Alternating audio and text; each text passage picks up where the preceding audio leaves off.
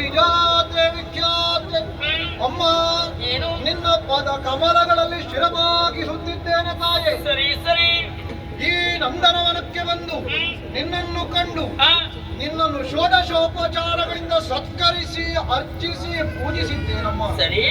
ನನ್ನ ಈ ಪೂಜೆಯಲ್ಲಿ ಆ. ಯಾವುದೇ ವೈಕಲ್ಯಗಳನ್ನು ಕಂಡರು ಅವುಗಳನ್ನೆಲ್ಲ ಮನ್ನಿಸಿ ಆ. ನನ್ನನ್ನು ಉದ್ಧರಿಸಬೇಕಮ್ಮ. ಜಯ ಜಯ ಜಯ ಜಯ.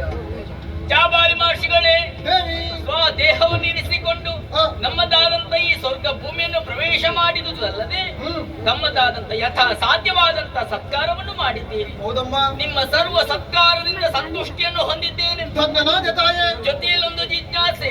ಏನಮ್ಮ? ಈ ನಮ್ಮ ಸ್ವರ್ಗ ಭೂಮಿಯನ್ನು ಪ್ರವೇಶ ಮಾಡುವುದರಿ ಬಲವಾದ ಕಾರ್ಯ ಕಾರಣ ಬೇಕಲ್ಲ. ತಾವು ಪಾದ ಬೆಳೆಸದ್ದು ಯಾತಕ್ಕಾಗಿ ಎಂಬುದಾಗಿ ಬೇಕಲ್ಲ.